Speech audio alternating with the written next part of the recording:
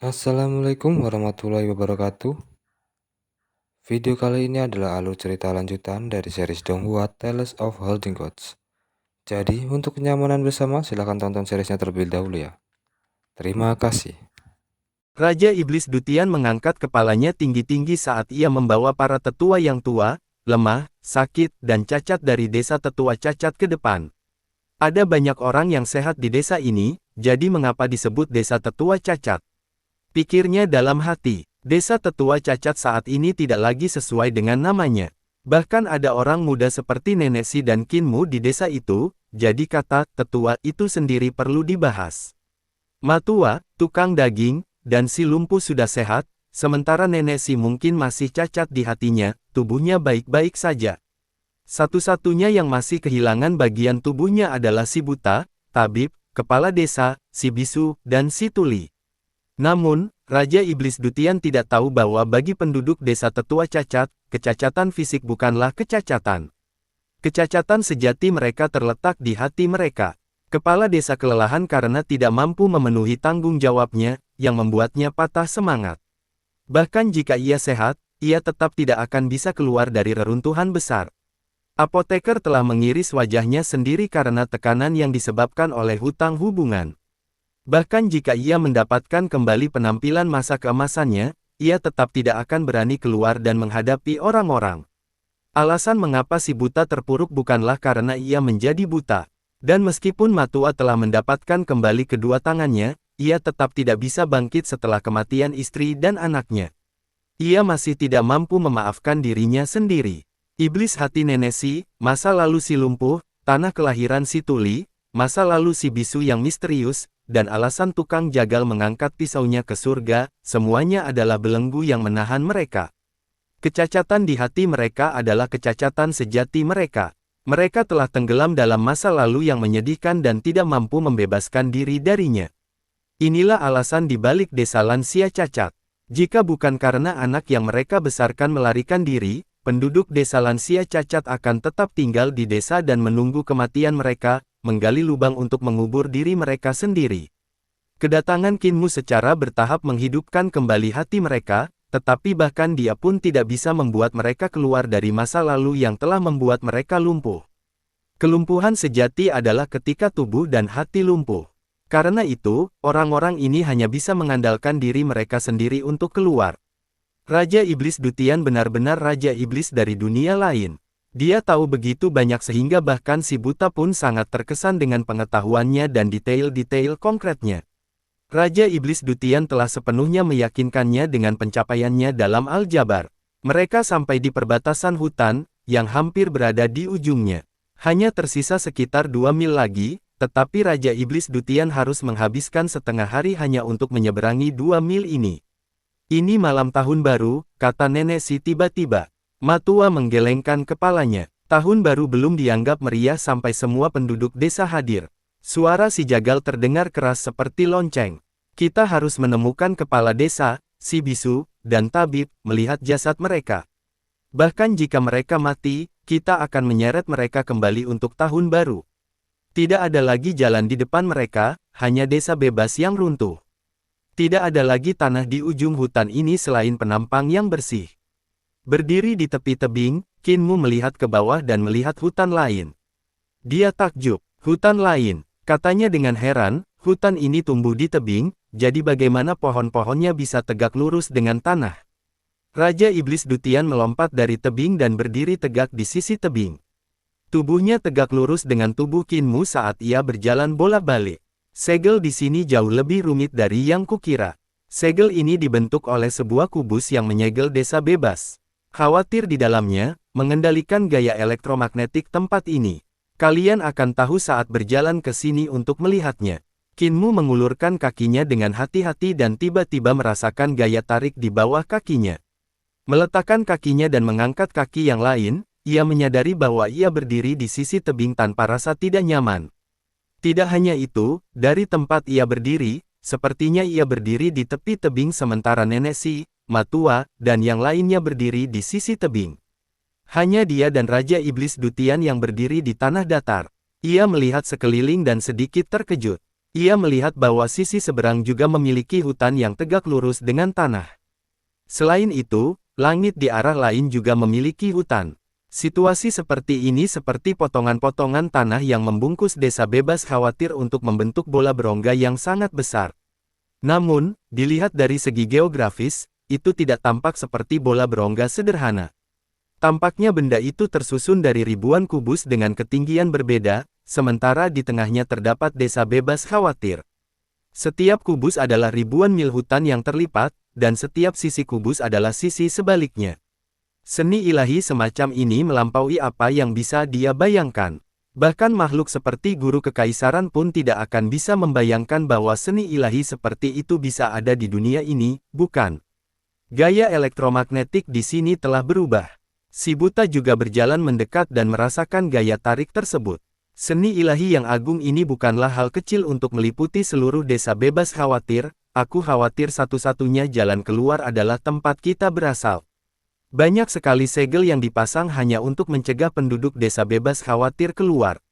Nenek Si juga berjalan mendekat dan mengangkat kepalanya untuk melihat puing-puing desa bebas khawatir yang mengapung tanpa suara. Mereka masih cukup jauh dari sana, dan dia berkata, kepala desa dan patriark memiliki kemampuan luar biasa, jadi seharusnya mereka sudah masuk ke sana, kan? Raja Iblis Dutian mengangkat kepalanya dan berjalan kembali ke jalan yang mereka lewati sebelumnya sambil menggelengkan kepalanya. Ada banyak batasan di langit, dan akan sulit untuk menghindarinya jika seseorang terbang di atasnya. Aku perlu menghitung selama 30 hingga 50 tahun untuk menemukan jalur teraman. Jika tubuh asliku ada di sini, aku bisa melakukannya lebih cepat, tetapi tetap akan memakan waktu 1 atau 2 tahun. Dewa yang meninggalkan segel ini terlalu kuat, bukan sesuatu yang bisa kalian tangani. Jika ada yang mencoba terbang ke desa bebas khawatir, mereka kemungkinan besar akan mati. Gumamnya, seluruh reruntuhan besar adalah tanah terkutuk, dengan aturan aneh yang menyelimutinya. Sangat sulit untuk hidup di dunia seperti ini, jadi ketua sekte Qin, bahkan jika Anda mengundang saya ke dunia ini, saya tidak akan kembali lagi. Dunia ini terlalu bengkok. Gumam Blaine, kepala desa pasti masih hidup. Orang tua itu tidak menganggap serius apapun, tetapi begitu dia menganggap serius sesuatu, dia pasti akan mampu melakukannya. Tunggu sebentar, bukankah menurut kalian bentuk desa bebas khawatir terlihat seperti kapal? Semua orang mengangkat kepala untuk melihat. Desa bebas khawatir sangatlah besar, tetapi meskipun dalam reruntuhan, mereka masih dapat melihat pemandangan megah dan menakjubkan seperti di masa lalu. Ada juga matahari yang hampir tenggelam ke dalam kegelapan yang menggantung di kejauhan. Namun, jika mereka menyatukan puncak-puncak yang hancur, potongan-potongan mesin besar, dan kota yang hancur itu, bentuknya memang tampak seperti kapal besar dan megah yang tak terbayangkan. Dibandingkan dengan itu, kapal matahari dan kapal bulan tidak ada apa-apanya. Desa bebas khawatir adalah sebuah kapal. Qinmu merasa itu terlalu berat untuk dipikirkan. Meskipun matahari di langit adalah buatan manusia, ukurannya sangat besar. Jika kota dan gunung-gunung digabungkan, ukurannya akan menjadi lebih besar dan melampaui ukuran kapal matahari dan kapal bulan hingga 1000 kali lipat. Mungkinkah ada kapal sebesar itu di dunia ini? Pengamatan yang hebat, si buta. Mata si lumpuh berbinar, dan napasnya menjadi cepat saat dia menunjuk ke arah matahari yang setengah ditelan kegelapan. Matahari ini seharusnya menjadi sumber energi untuk kapal ini. Ini tungku pil yang sangat besar, tungku pil yang luar biasa besarnya. Nenek Si memutar matanya ke arahnya. Kau tidak bisa membawanya pulang. Raja Iblis Dutian juga sedikit terguncang dan bergumam, tungku pil sebesar itu, kapal ini dulunya digunakan untuk apa? Mengapa disegel di sini? Mungkinkah, hahaha, aku pasti terlalu banyak berpikir. Dia tertawa terbahak-bahak dan tidak mengucapkan sepatah kata pun lagi. Matua berkata, kapal digunakan untuk mengangkut penumpang. Mereka membawa orang ke tujuan mereka, jadi kapal ini pasti juga memiliki tujuannya sendiri. Si tuli yang tadinya diam tiba-tiba berkata, bukankah itu desa bebas khawatir? Desa bebas khawatir itu bebas khawatir, jadi mengapa perlu tujuan? Dengan tujuan, itu tidak akan menjadi desa bebas khawatir lagi. Jika bukan desa bebas khawatir, apa tujuannya? Semua orang saling memandang dan berkata serempak, desa bebas khawatir yang sebenarnya. Kinmu menatap kosong. Tebakan para tetua dari desanya itu membuatnya semakin bingung. Desa bebas khawatir yang sebenarnya, bukankah tempat ini desa bebas khawatir? Namun, apa yang dikatakan Matua dan yang lainnya masuk akal. Karena kapal sebesar itu dibangun, pasti ada tujuannya, dan tujuan kapal ini mungkin benar-benar desa bebas khawatir yang sebenarnya. Namun kapal ini ditemukan oleh musuh yang telah menghancurkan dan menyegelnya. Orang-orang yang cukup beruntung untuk selamat mencoba melarikan diri dari segel tetapi akhirnya menderita korban jiwa yang mengerikan. Mereka kemudian menghabiskan waktu bertahun-tahun untuk membuka jalan keluar.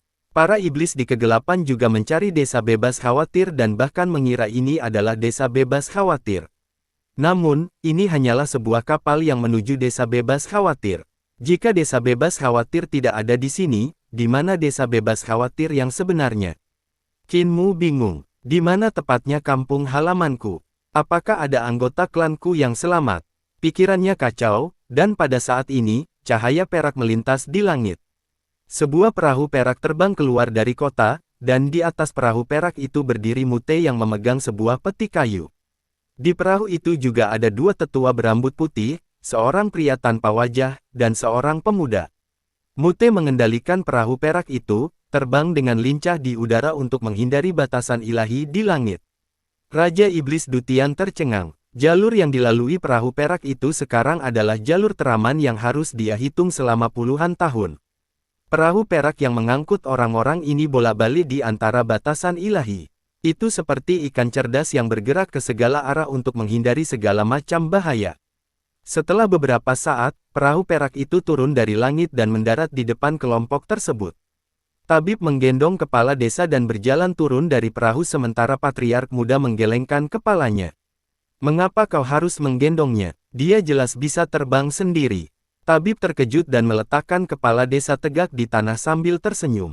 Aku sudah terbiasa. Kinmu dan yang lainnya segera maju, dan Mute membuka peti kayu.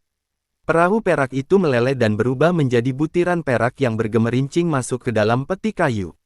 Mute menutup tutupnya dengan terampil dan mengangkat peti itu. Ketika melihat semua orang berjalan mendekat, dia menyeringai dan melambaikan tangannya. Semua orang maju dan mengelilingi para pendatang baru, penuh dengan berbagai pertanyaan untuk semua orang, terutama Mute. Bagaimana dia tahu tentang jalan aman yang bahkan Raja Iblis Dutian yang sangat berpengetahuan membutuhkan puluhan tahun untuk menghitungnya? Apa sebenarnya yang mereka lihat ketika mereka pergi ke kota di langit? Apakah tempat itu desa bebas khawatir atau bukan? Apakah ada yang selamat? Semua orang hendak mengatakan sesuatu ketika kepala desa melayang mendekat dan tersenyum pada Kinmu. Muer, izinkan aku memberitahumu kabar baik. Kami akhirnya menemukan nama keluargamu. Apoteker, berikan barang-barang ini padanya. Apoteker mengeluarkan banyak barang dari kantungnya. Ada tanda pinggang, cermin perunggu, papan bertuliskan horizontal, cap, liontin giok, dan beberapa pakaian. Pada semua barang ini, ada satu kata Kin. Nama keluargamu adalah Kin. Apoteker tersenyum. Ada banyak barang seperti itu di kota itu dan kepala desa meminta saya untuk mengumpulkan beberapa. Lihatlah tulisan tangannya, bukankah itu mirip dengan tulisan tangan pada liontin giokmu? Pikiran Kinmu terkejut. Dia menoleh ke belakang ke desa kecil yang dilewatinya dalam perjalanan ke sini. Secercah harapan kembali menyala di hatinya. Kepala desa sepertinya tahu apa yang dipikirkannya dan berkata, tempat itu mungkin atau mungkin bukan tempat kelahiranmu, dan keluarga itu mungkin atau mungkin bukan orang tuamu. Masih ada kemungkinan orang tuamu masih hidup. Mereka kembali menyusuri jalan yang telah mereka lalui sebelumnya, dan ketika Kinmu melihat desa yang kosong itu lagi, dia masuk ke ruangan yang bertuliskan kata "si" dan mengambil pakaian bayi yang bertuliskan kata Kin. Semakin dia peduli, semakin dia menjadi bingung. Ketika dia datang ke sini pertama kali, dia sangat terpengaruh dan tidak bisa tenang untuk waktu yang lama, oleh karena itu dia tidak dapat melihat petunjuk sekecil apapun. Kata Kin pada barang-barang yang dikeluarkan apoteker itu hampir sama dengan kata pada pakaian bayi tersebut. Sekilas tampak seperti berasal dari pola yang sama, tetapi jika diperhatikan dengan saksama, masih ada beberapa perbedaan. Kinmu pernah belajar kaligrafi dari Div sebelumnya, dan jika dia bisa menenangkan hatinya untuk melihatnya dengan pikiran biasa, dia juga bisa melihat bahwa kata Qin pada pakaian bayi itu berbeda dengan kata Qin pada liontin gioknya. Namun, emosinya saat itu tak terkendali, yang memengaruhi penilaiannya. Setelah ia periksa dengan saksama, kata Qin pada pakaian bayi ini seharusnya ditelusuri terlebih dahulu sebelum dijahit benang demi benang ke pakaian tersebut. Kata Qin itu memang berbeda dengan yang ada pada liontin gioknya. Orang-orang lain di desa mengerumuni kepala desa dan tetua untuk menanyakan tentang pertemuan mereka dan apa yang mereka lihat di kapal itu. Kepala desa menggelengkan kepalanya, terlalu berbahaya di dalam dan kami tidak masuk lebih dalam. Kami hanya berputar-putar di pinggirannya dan hampir mati. Untungnya, Mute ada di sini, oleh karena itu, kami dapat mundur dengan aman. Semua orang langsung bertanya kepada Mute bagaimana dia tahu tentang jalan aman itu dan berhasil membawa kepala desa, patriark, dan yang lainnya masuk dan keluar. Qinmu berjalan keluar dari halaman dan dia juga memiliki kecurigaan yang sama. Bahkan Raja Iblis Dutian mengatakan dia akan membutuhkan waktu 1 hingga 2 tahun untuk menemukan jalan aman menuju kapal yang hancur itu jika tubuh aslinya turun, jadi mengapa Mute bisa menerobos masuk dengan begitu mudah? Semua orang terus bertanya padanya untuk waktu yang lama dan Mute tidak mengatakan apapun. Dia hanya memperlihatkan senyum tulus dan mengucapkan, 2 kali ketika dia merasa cemas karena pertanyaan-pertanyaan yang terus berdatangan. Semua orang langsung menatap si Tuli. Si Tuli dan si Bisu adalah sahabat karib dan si Tuli paling memahami maksud si Bisu. Si Tuli selalu menjadi penerjemah ketika semua orang tidak mengerti apa yang dimaksud si Bisu. Namun, kali ini Div tampak bingung. Jelas sekali dia juga tidak mengerti apa yang dikatakan Mute. Si Bisu ini tidak mau mengatakan apapun. Nenek si berkata dengan marah, kau akan mati lemas cepat atau lambat. Semua orang beristirahat di desa kecil ini sementara kilin naga itu tetap dekat dengan kepala keluarga muda. Kini, kilin naga itu penuh energi dan menggesek-gesekkan tubuhnya di sekitar kepala keluarga. Sang patriark mengambil posisi ingin memukulinya, yang berhasil membuatnya semakin menjauh. Namun, ia kembali di saat berikutnya dan mengangkat ekor naganya sambil menggesekkan tubuhnya ke pakaian patriark muda yang kini penuh dengan lubang yang dibuatnya. Kamu jadi terlalu gemuk. Sang patriark muda berkata dengan getir, aku sudah bilang aku akan mati karena usia tua, aku meninggalkanmu, berhentilah menggesekkan dirimu padaku, jangan berpikir untuk melompat ke pelukanku, aku tidak bisa menggendongmu sekarang. Usir, pergi. Sedang tayang di sisi lain, Blaine mengganggu Raja Iblis Dutian dengan beberapa pertanyaan tentang Aljabar. Raja Iblis Dutian sedikit takut pada orang-orang di desa, oleh karena itu, dia juga berusaha sebaik mungkin untuk menjawab pertanyaan-pertanyaan Blaine. Namun, dia hanya menjawab pertanyaan Blaine dan tidak menawarkan untuk mengajarkan aljabar yang lebih mendalam kepadanya.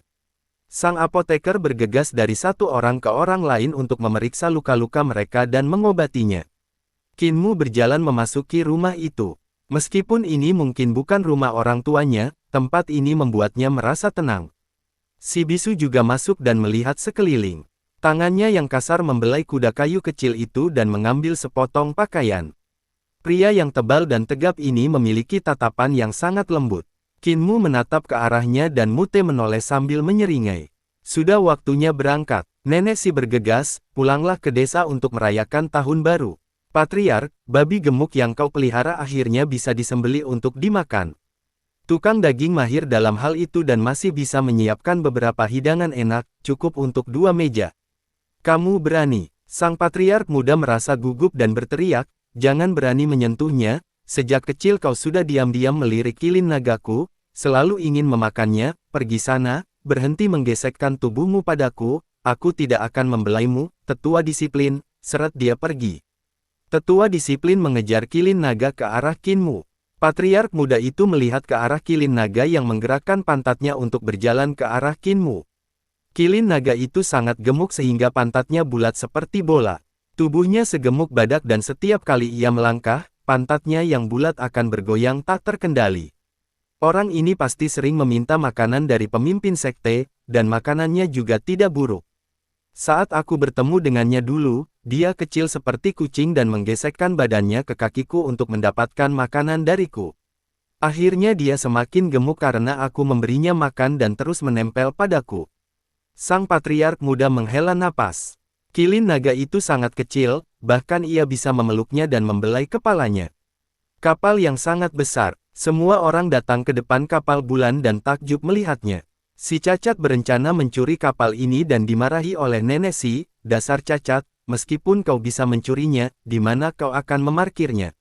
Aku akan mematahkan kakimu jika kau memarkirnya di desa. Si lumpuh hanya bisa menghentikan lamunannya. Dia bertanya pada Kinmu bagaimana dia berhasil mengemudikan kapal ini sampai ke sini, dan setelah mendengar pengalaman Kinmu mengemudikan kapal itu, pikiran si lumpuh kembali bergejolak, mendapatkan kekuatan dahsyat Dewa Langit setelah menjadi penjaga bulan. Dia segera berlari untuk menyentuh pilar raksasa di kapal itu, tetapi ketika dia menyadari bahwa tidak ada transformasi, dia hanya bisa kembali ke bentuk semula. Ada terlalu banyak misteri yang belum terpecahkan di Great Ruins dan Moonship hanyalah salah satunya.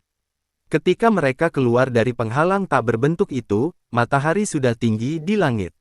Saat itu tengah hari, tetapi cuaca masih sangat dingin karena salju telah turun beberapa waktu lalu dan daratan tertutup salju putih yang cemerlang. Deretan pegunungan juga berwarna putih dan mengeluarkan suara gemerisik saat mereka berjalan di atas salju. Ada beberapa beruang yang bersembunyi di pohon berlubang di reruntuhan dan induk beruang sedang memeluk anak-anaknya sambil tidur nyenyak. Ketika induk beruang itu melihat Kinmu dan yang lainnya tiba-tiba muncul, ia membuka matanya dengan heran tetapi terlalu malas sehingga tidak bergerak. Ia hanya menggerakkan tubuhnya sedikit sebelum kembali berhibernasi. Kinmu menoleh ke belakang dan melihat penghalang itu menghilang. Kapal raksasa yang tak terbayangkan yang disegel di dalamnya, kapal bulan, serta segel kubus yang sangat rumit itu semuanya telah lenyap. Yang menggantikannya adalah hutan yang luas. Segel misterius ini hanya akan muncul kembali saat malam tiba. Ayo, kita kembali ke desa untuk tahun baru, kata kepala desa dengan tenang. Semua orang mulai kembali dan tempat ini sangat jauh dari desa lansia penyandang disabilitas. Perjalanan masih akan memakan waktu 1 hingga 2 hari, tetapi untungnya semua orang selamat. Pada malam kedua, mereka akhirnya kembali ke desa lansia disabilitas. Kinmu, nenek si, dan kakek Ma mulai sibuk mendekorasi desa dan menyiapkan makan malam tahun baru. Kinmu membawakan kertas merah agar Div dapat menuliskan kata-kata keberuntungan dan bait-bait tahun baru Imlek. Kemudian, ia memanggil Kinmu untuk menempelkannya di setiap pintu rumah. Tempelkan juga di kandang ayam, serta di pohon tua di depan desa itu, tempelkan satu lagi di sana untuk mengundang kemakmuran, instruksi nenek si. Semua orang bekerja keras cukup lama dan akhirnya, semua orang di desa dapat duduk bersama untuk makan dan minum anggur berkualitas dalam suasana gembira dan tawa. Sang patriark muda dan tetua kedisiplinan juga duduk dan bergabung dengan mereka dalam makan malam tahun baru yang meriah yang datang terlambat. Pagi berikutnya, patriark muda dan tetua disiplin mengucapkan selamat tinggal. Masih ada banyak sekali hal misterius di reruntuhan besar dan akan menyenangkan untuk mencari dan melihatnya sebelum aku mati. Teman-teman Dao, tidak perlu mengantarku pergi. Setelah selesai, yang muda dan yang tua pergi menuju kejauhan sambil melangkah menembus salju tebal. Raja Iblis Dutian menatap Kinmu dan berkata, pemimpin Sekte Iblis, sudah saatnya kau menepati janjimu. Kinmu berkata dengan tatapan tegas, Raja Iblis, jangan khawatir. Aku akan menepati janjiku dan membebaskanmu. Si buta dan si lumpuh maju ke depan dan Raja Iblis Dutian menjadi sangat gugup sebelum berteriak, pemimpin Sekte Iblis, apakah kau berpikir untuk membiarkan mereka menangkapku lagi setelah membebaskanku? Berani-beraninya kau. Kinmu sedikit malu dan menggelengkan kepalanya ke arah si lumpuh dan si buta. Si cacat bergumam, orang ini penolong yang baik dan jika aku bisa membuatnya tetap tinggal, aku bisa mencuri lebih banyak barang lagi. Kinmu berkata dengan hangat, Raja Iblis, jangan khawatir. Aku akan menghilangkan rune penyegel di tubuhmu dan kau akan bisa mendapatkan kembali kebebasanmu. Dia membuka segel rune di tubuh Raja Iblis Dutian satu persatu, dan barulah Raja Iblis Dutian merasa tenang, sahabat kecil Kin, Dutian dan aku adalah dua dunia yang berbeda, setelah kita berpisah hari ini, kita mungkin tidak akan pernah bertemu lagi. Lagi pula, hidupmu manusia fana itu singkat dan umurmu hanyalah sekejap mata bagi kami, berakhir dalam sekejap. Mungkin ketika aku memikirkanmu lagi, kau sudah mati ribuan tahun yang lalu. Ini sebenarnya cukup menyedihkan sekarang aku membicarakannya. Qinmu tersenyum, Raja Iblis, aku juga bisa sering menghubungimu, aku masih tahu perintah rune pengiriman Dewa Pemindahan Hantu dari Sekte Gunung Agung. Raja Iblis Dutian tertawa terbahak-bahak, duniamu terlalu berbahaya dan bahkan jika kau memanggilku, aku tidak akan datang. Setelah aku kembali, aku akan mencari dunia baru agar bangsaku dapat bertahan hidup. Qinmu membuka segel terakhir dan berkata, Raja Iblis, kau bisa kembali sekarang. Raja Iblis Dutian mencoba dan menemukan bahwa memang tidak ada segel sebelum merasa benar-benar tenang, semoga kita tidak pernah bertemu lagi. Begitu dia mengatakan itu, kesadarannya menembus kehampaan dan menghilang. Qinmu mengangkat kepalanya dan tersenyum, siapa yang bisa tahu apa yang akan terjadi di masa depan. Kesadaran Raja Iblis Dutian kembali ke dunia Dutian dan kembali ke tubuh asalnya. Raja Iblis Dutian yang agung itu segera menyadari apa yang telah dihadapi kesadarannya dan sangat terguncang. Sambil menghela napas berat, ia berpikir dalam hati, dunia berbahaya yang diawasi oleh para dewa, memang bukan tempat tinggal bagi warga Dutianku. Sepertinya sudah saatnya mencari dunia baru. Muer, kemarilah. Kepala desa memanggil. Qinmu bergegas mendekat dan kepala desa ragu sejenak, aku sudah berpikir cukup lama, tetapi masih ada sesuatu yang harus kukatakan kepadamu. Selain banyak kata, Qin yang kutemukan di kapal itu, aku juga menemukan sesuatu yang lain. Tabib, bawalah benda itu ke sini. Sang apoteker ragu-ragu, apakah pantas memberikannya kepadanya sekarang? Kepala desa menggelengkan kepalanya, hidupku tidak akan lama lagi, dan jika aku tidak memberikannya kepadanya, kapan lagi aku harus memberikannya kepadanya? Tabib itu mengeluarkan sebuah cermin dan menyerahkannya kepada Qinmu. Qinmu mengambil cermin itu dan tidak menemukan sesuatu yang aneh di dalamnya. Kepala desa berkata, di dalam cermin ini terdapat peta geografis yang mengarah ke desa bebas khawatir, kami menemukannya di kapal itu. Kalian bisa berhenti memeriksanya, cermin ini telah saya segel. Hanya jika kalian bisa memecahkan segel saya, kalian bisa melihat rute di cermin ini. Tempat itu terlalu berbahaya dan saya tidak ingin membiarkan kalian pergi ke sana sekarang. Qinmu terdiam. Tiba-tiba, dia berlutut dan bersujud kepada kepala desa. Kepala desa segera berkata, bangunlah. Ada satu hal lagi. Tiba-tiba aku merasa ada cukup banyak beban di pundakmu, pemimpin muda Sekte Iblis Surgawi, anak yatim piatu dari desa bebas khawatir, mungkin tidak akan terlalu berat jika kau juga memikul tanggung jawabku. Hari ini, aku akan menerimamu sebagai muridku dan menyerahkan tanggung jawabku kepadamu. Mulai hari ini, kau akan menjadi penerus generasi berikutnya.